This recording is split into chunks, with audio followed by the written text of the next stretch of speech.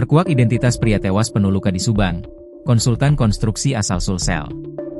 Misteri identitas mayat pria penuh luka yang ditemukan di area perkebunan Desa Wantilan, Kecamatan Cipeunde UI, Kabupaten Subang, Jawa Barat, akhirnya terpecahkan.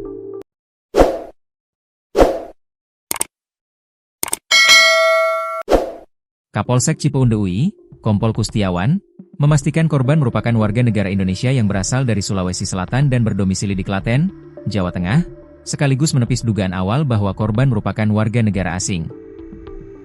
Setelah dilakukan penyelidikan lanjutan, alhamdulillah identitas korban sudah kami ketahui.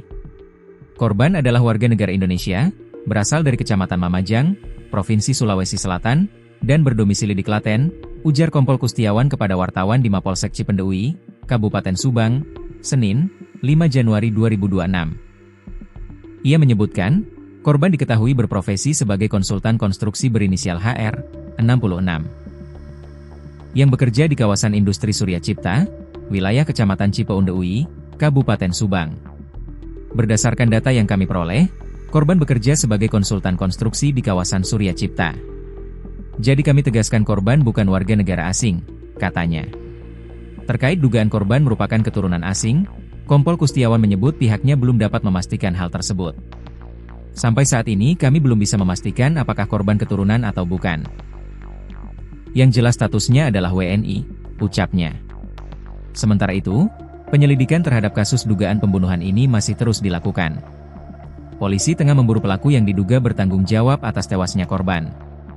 Untuk perkembangan kasus, kami dari Polsek bersama tim gabungan termasuk unit reserse dan Inafis terus melakukan penyelidikan secara intensif untuk mengungkap pelaku, ucapnya. Korban ditemukan dalam kondisi mengenaskan dengan sejumlah luka sayatan di wajah yang diduga akibat senjata tajam.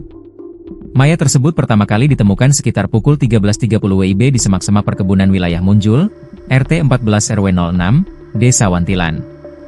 Mendapat laporan warga, aparat kepolisian langsung mendatangi lokasi kejadian, memasang garis polisi, dan melakukan olah tempat kejadian perkara, TKP.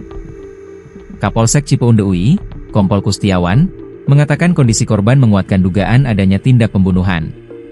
Kami menerima laporan dari warga sekitar pukul 13.30 WIB terkait penemuan mayat laki-laki di semak-semak perkebunan.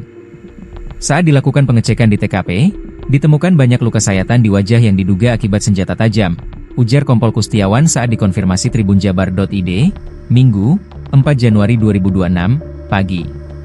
Ia menjelaskan, korban ditemukan dalam posisi terlentang dengan darah berceceran di sekitar tubuhnya. Hingga saat ini, identitas korban belum diketahui karena tidak ditemukan dokumen atau barang identitas di lokasi kejadian. Dari ciri-ciri wajah, diduga korban bukan warga setempat. Identitas masih dalam proses penyelidikan, ucapnya. Tim Inafis Polres Subang, kata dia, telah diterjunkan ke lokasi untuk melakukan pemeriksaan awal. Jenazah kemudian dievakuasi ke RSUD Subang dan selanjutnya dibawa ke RS Indramayu guna dilakukan otopsi lebih lanjut.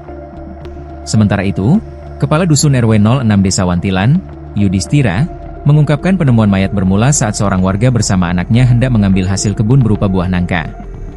Anaknya yang jalan di belakang tiba-tiba melihat mayat penuh luka dan langsung histeris. Berikut adalah 10 fakta terkait kasus penemuan mayat pria penuh luka di Desa Wantilan, Subang, Jawa Barat. 1 lokasi dan waktu penemuan. Peristiwa yang menggemparkan ini terjadi di area perkebunan milik warga yang terletak di Desa Wantilan, Kecamatan Cipeunde UI, Kabupaten Subang, Jawa Barat. Jenazah ditemukan pertama kali oleh seorang warga yang hendak beraktivitas di kebun pada hari Sabtu, tanggal 3 Januari 2026. Kondisi perkebunan yang cukup rimbun dan jauh dari pemukiman padat membuat penemuan ini sangat mengejutkan. Lokasi tersebut biasanya sepi, sehingga kehadiran sesosok tubuh yang tergeletak memicu kepanikan warga sekitar yang segera melaporkannya ke perangkat desa. Penemuan terjadi di pagi hari saat matahari mulai terang, memudahkan warga melihat jelas posisi jasad. Tak lama setelah laporan diterima, petugas dari kepolisian sektor Cipeunde UI langsung menuju tempat kejadian perkara untuk melakukan pengamanan lokasi. 2. Kondisi fisik jenazah. Saat ditemukan, mayat berjenis kelamin laki-laki tersebut berada dalam kondisi yang sangat mengenaskan. Terdapat berbagai luka di bagian tubuhnya yang menunjukkan adanya dugaan tindakan kekerasan yang dialami korban sebelum meninggal dunia. Luka-luka tersebut terlihat cukup jelas, terutama di area bagian atas tubuh korban.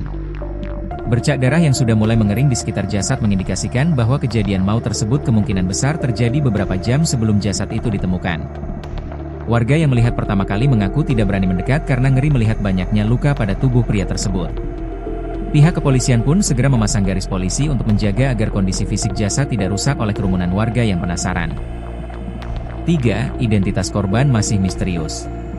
Pada saat olah tempat kejadian perkara, TKP, awal, petugas kepolisian belum menemukan kartu identitas atau tanda pengenal di sekitar tubuh korban maupun di dalam pakaian yang dikenakannya. Hal ini menyulitkan proses identifikasi cepat di lokasi kejadian. Korban diperkirakan berusia dewasa, namun identitas resminya masih dalam tahap penyelidikan lebih lanjut oleh tim Inafis. Ketiadaan dompet atau dokumen lainnya memunculkan spekulasi bahwa barang-barang berharga korban mungkin hilang atau sengaja dihilangkan.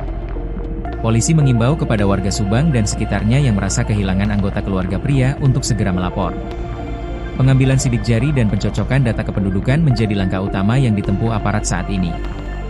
4. Reaksi cepat tim Inafis Polresta Subang. Setelah mendapatkan laporan dari warga, tim Inafis dari Polres Subang segera diterjunkan ke lokasi perkebunan. Mereka melakukan pemeriksaan mendalam secara teknis untuk mencari sidik jari maupun jejak yang tertinggal di sekitar jenazah. Proses olah TKP berlangsung selama beberapa jam dengan pengawalan ketat oleh petugas bersenjata. Tim ahli forensik mengumpulkan setiap detail kecil, mulai dari jejak kaki hingga benda-benda yang berada di radius beberapa meter dari posisi mayat. Ketelitian tim Inafis sangat krusial dalam kasus ini mengingat minimnya saksi mata di lokasi perkebunan yang terpencil. Data yang dikumpulkan di lapangan kemudian dibawa ke markas kepolisian untuk dianalisis lebih lanjut guna mengungkap tabir kematian korban.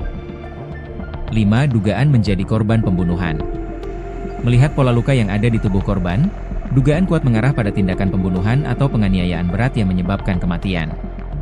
Luka-luka tersebut dianggap tidak wajar jika disebabkan oleh kecelakaan mandiri atau gigitan hewan liar. Polisi kini sedang mendalami motif di balik kemungkinan pembunuhan ini, apakah didasari dendam, perampokan, atau masalah pribadi lainnya. Keberadaan jasad di area perkebunan juga memunculkan asumsi bahwa lokasi tersebut sengaja dipilih sebagai tempat pembuangan. Dugaan pembunuhan ini membuat warga desa Wantilan merasa resah dan khawatir akan keamanan wilayah mereka. Polisi pun meminta masyarakat tetap tenang dan mempercayakan penyelidikan sepenuhnya kepada pihak berwajib. 6. Evakuasi jasad ke rumah sakit.